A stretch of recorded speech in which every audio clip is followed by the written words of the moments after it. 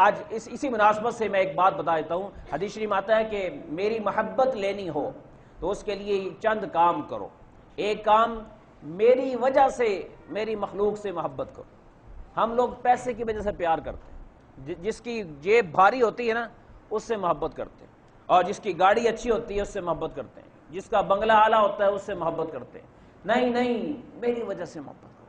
اللہ کی محبت میں کسی سے ملنا، کسی سے محبت رکھنا، فرمایا وجبت محبتی للمتحابین فیہ، جو میری وجہ سے محبت کرتے ہیں میں رب پھر ان کی محبت اپنے لیے لازمی کر لیتا. اور والمتزاورین فیہ، اور میری محبت ان کے لیے بھی ہے جو میری وجہ سے دوسروں کو ملنے جاتے. مارکیٹ کا صدر بیمار ہو جائے نا سارے ہی پہنچ جائیں، اور مارکیٹ کا جو چھاپڑی فروش بیمار ہو جائے، کبھی کوئی گیا اس کے گھر؟ کیوں جائیے؟ کیا وہ حضور کا امتی نہیں ہے؟ تو دوستو کمزوروں کا خیال رکھیے. یہ ہے اللہ کے لیے ملنے جانا ہے. بیمار پرسی پر 70,000 فرشتے آتے ہیں، لیکن جب دم لگی ہوتی مال کی تو شاید وہ 70,000 فرشتوں والا مسئلہ نہیں آتا، کیونکہ اگر نیت خراب ہو چکی کل کو ضرورت پڑے. تو اللہ کی رضا کے لیے جانا، کسی بھی کمزور کے کام آنا.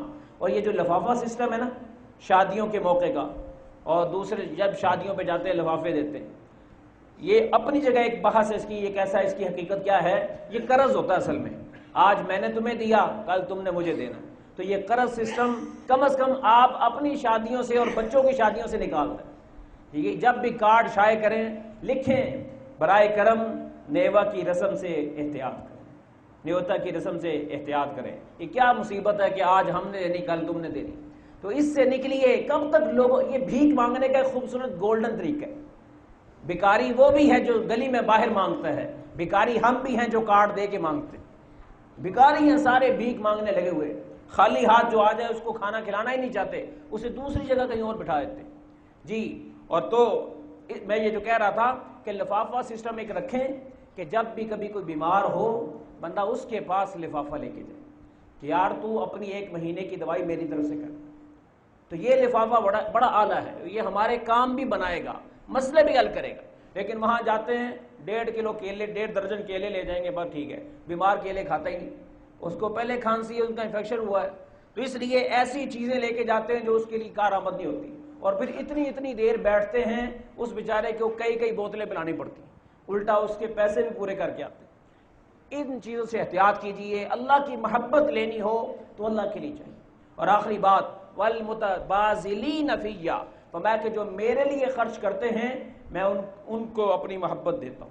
اس لیے جب بھی خرچ کرنا ہو اللہ کے لیے اخلاص کے ساتھ کریں. اس کے مقابلے میں یہ اللہ کی رحمت کے کام ہیں، اور یہ وہ کام جو شعبدہ بازوں والے وہ اللہ کے غضب کے کام ہیں. آیات پر آتے ہیں ان الذین اتخذوا العجل، بے شک وہ لوگ جنہوں نے بچڑے کو معبود بنا لیا، سینالہم غضب من ربہم وذلۃ فی الحیاۃ الدنیا، انہیں ان کے رب کی طرف سے غضب ملے گا، دنیا کی زندگی میں بھی ذلت پہنچے گی.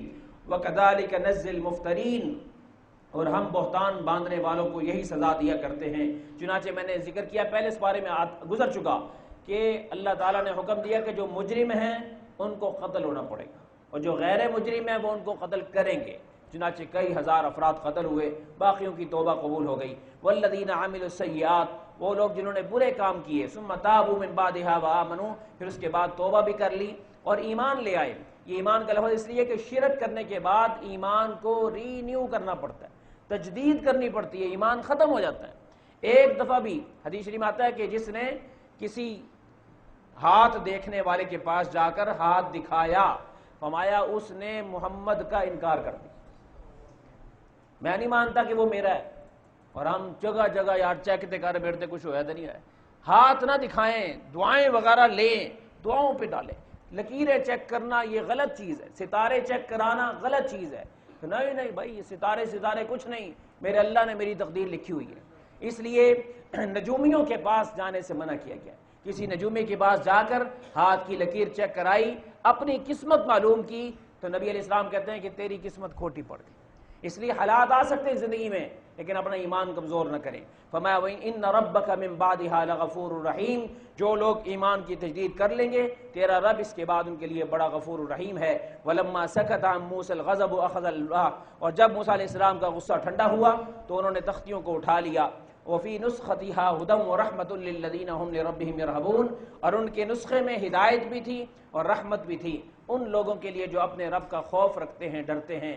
خدا خوفی نہ ہونا، علامہ سعدی رحمۃ اللہ علیہ ایک بزرگ گزرے، فرمایا کرتے تھے کہ سب سے زیادہ میں اللہ سے ڈرتا ہوں، اور دنیا میں سب سے زیادہ خطرناک اس بندے سے میں ڈرتا ہوں جو اللہ سے نہیں ڈرتا۔ وہ بڑا خطرناک آدمی، کسی اللہ کا ڈر ہی نہیں ہے، اس سے بچو۔ تو اس لیے اپنے دوستوں میں چھانٹی کریں، انہیں خوف خدا نہیں، ان کی یاریاں چھوڑ دیں، ورنہ وہ آپ کو مروا دیں گے، کسی دن خراب کر دیں گے۔ اللہ تعالی ہمیں سمجھ عطا فرمائے۔ وآخر دعوانا الحمدللہ رب العالمین۔